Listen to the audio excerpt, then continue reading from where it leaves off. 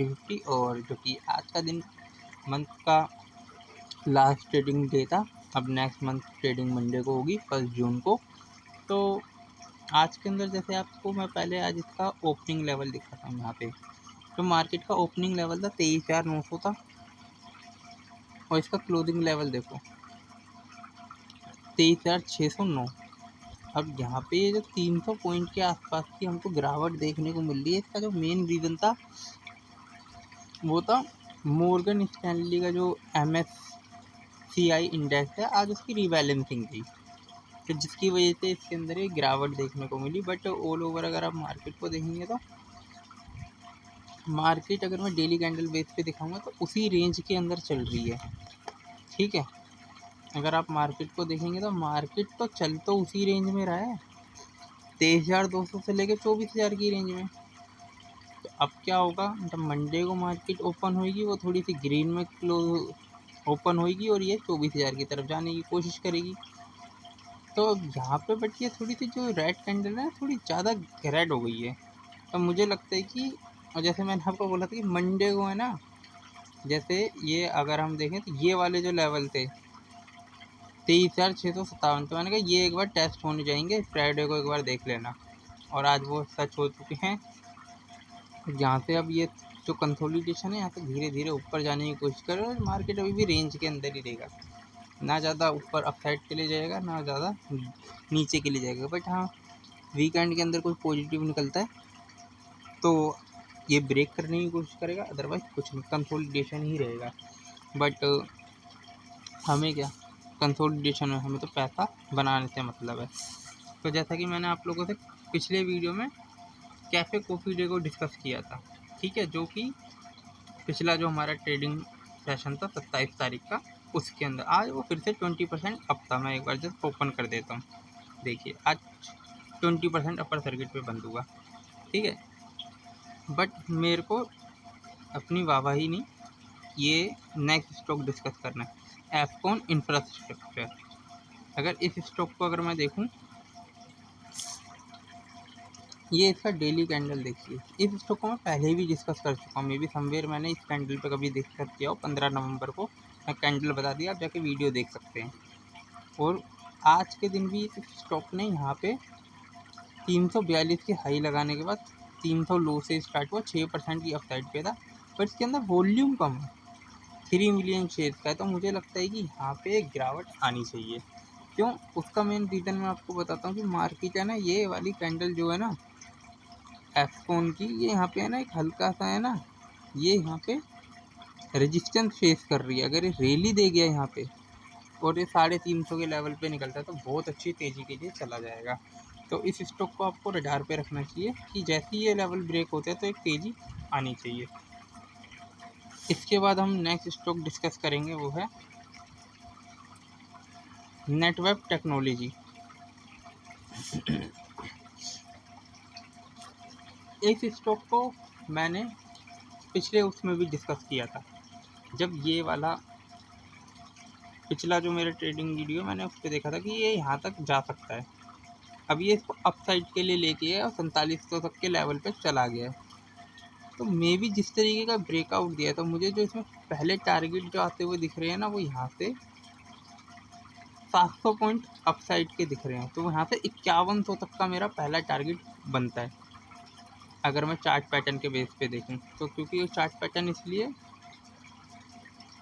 ये मेरे को ड्राइंग, ये देखिए ये इसका कप बनना है और इसका हैंडल बनना है। तो ये वाली जो डेप्थ है ना, ये 700 पॉइंट की निकल के आ रही है। तो मुझे लगता है कि यहाँ पे पहले लेवल 5100 के होने चाहिए और उसके बाद जो लेवल होते हैं यहाँ से 1300 पॉइंट और अप के। तो ऑलमोस्ट अगर मैं देखूँ तो 6700 तक नहीं, 5700 तक के हाई के लिए जा सकता है इसको। ठीक है, बट ये लिक्विडिटी लेके, बट एक बार ये यहाँ पे है ना रेजिस्टेंस, जो इसकी ये ट्रेंड लाइन है ना, ये वाली 4400 के लेवल पे जो ड्रॉ कर रखी है, यहाँ पे टच करने के लिए एक बार आना चाहिए। तो इस स्टॉक को आपको रडार पर रख सकते हैं।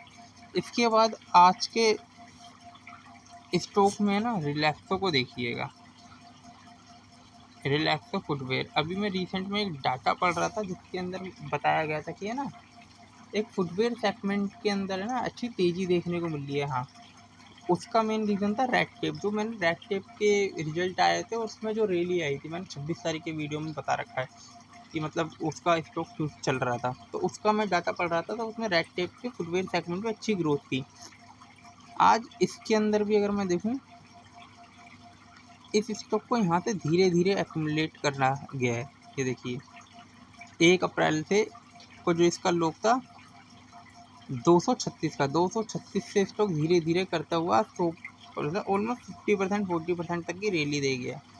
और आज के दिन ये स्टॉक के अंदर 14 to 16% की अपसाइड थी इंट्राडे के अंदर। और स्टॉक जो है ना अपने लोअर लेवल से बता रहा हूँ, इसका ओपनिंग लेवल 310 था और वही उसका लो था। उसके बाद सीधा हाई के ले गया 358 तक के और क्लोजिंग 345 रुपये पे दी। तो इस स्टॉक में और भी पोटेंशियल देखने को मिल सकता है, क्योंकि उम्मीद की जा रही है कि शायद फुटवेयर सेक्टर के अंदर एक ग्रोथ है। बट हाँ, इसके अंदर यहाँ पे हमको छोटे छोटे रजिस्टेंस देखने को मिलेंगे। पहला रजिस्टेंस मिलेगा 400 के आसपास, फिर ये 400 तक का रजिस्टेंस है और ये यहाँ पे 450, बस 450 जैसे ही निकलेगा तो एक ये तेज़ी के लिए चला जाएगा यहाँ तक 530। तो इस स्टॉक को रडार पर रखना चाहिए, अच्छा पोटेंशियल वाली स्टॉक है रिलैक्सो। इसके बाद जो नेक्स्ट स्टॉक मैं आप लोगों से डिस्कस करना चाहूँगा ना, वो वोकहार्ट लिमिटेड है। अब वोकहार्ट को हम देखें तो इसके अंदर मतलब पहले भी यहाँ से तेज़ी आई है। अगर हम यहाँ पे देखें तो 25 तारीख के कैंडल से ही इसमें धीरे धीरे बाइंग आने शुरू हो गई थी। आज इसमें 15 to 16% अपसाइड पे जाके ये स्टॉक क्लोज हो रहा है। और देखें तो इसके अंदर एक कप पैटर्न देखने को मिल रहा है। कप पैटर्न दिखाना पड़ेगा, पहले ड्राइंग को क्लियर करते हैं। ये कप पैटर्न बनना है और इस कप की डेप्थ को ही अगर कैलकुलेट करें तो ये स्टॉक मुझे ऑलमोस्ट 600 पॉइंट, यहाँ से 2400 तक के टारगेट जाते हुए इसमें देखने को मिल सकते हैं। तो इस स्टॉक को भी आपको रडार पर रखना चाहिए। जैसे मेरी पहले भी ड्राइंग इसमें डली हुई है कि स्टॉक अपने है कि 32% डाउन पे है। जैसे ये वाली जो दिख रही है, रुकिए मैं आपको दिखाता हूँ, ये वाली, बट ये वहाँ से 40% तक गया था, अब तेज़ी दे रही है। तो इस स्टॉक को भी आपको रडार पे रखना चाहिए। वो कार्ड में 2400 तक के लेवल आ सकते हैं। इसके बाद जो नेक्स्ट स्टॉक है वो नेटको फार्मा है। गाइस इस स्टॉक को इसलिए डिस्कस कर रहा हूँ क्योंकि जब ये स्टॉक यहाँ पे 950 900 की रेंज में चल रहा था ना, तब मैं आपको बोला था इस कैंडल के अंदर आएगा, इस लेवल के अंदर, और फिर अपने यहाँ तक। अब देखिए आज गिरा भी वहीं से ही है, ऑलमोस्ट इस 1200 के लेवल पे जाने के बाद आज ये यहाँ पे टच कर गया है।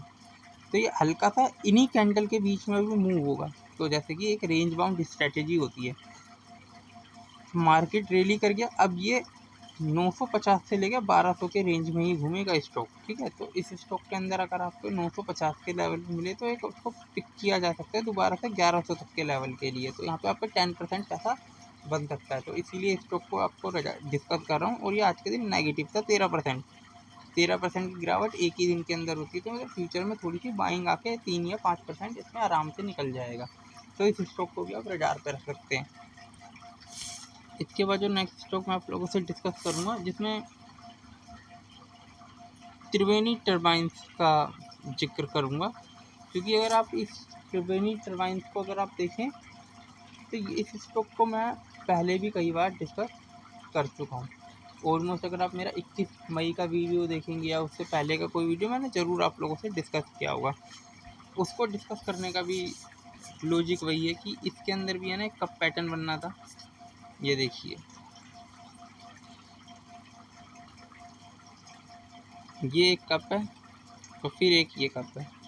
तो अगर हम देखें तो यहाँ पे 150 पॉइंट की और रैली हुई है, 600 के बाद 150 पॉइंट, मतलब 750 तक चला गया। अब मुझे लगता है जिस तरीके की इसमें तेज़ी हुई है ना, तो मुझे लगता है थोड़े दिन में यहाँ तक भी आ सकता है 876 तक के लेवल पे। फिर 876 के लेवल पे इसको ट्रेड करना जाना चाहिए, ठीक है। इसके बाद जो नेक्स्ट स्टॉक मैं आप लोगों से डिस्कस करूँगा वो है तेगा इंडस्ट्री करके कोई है।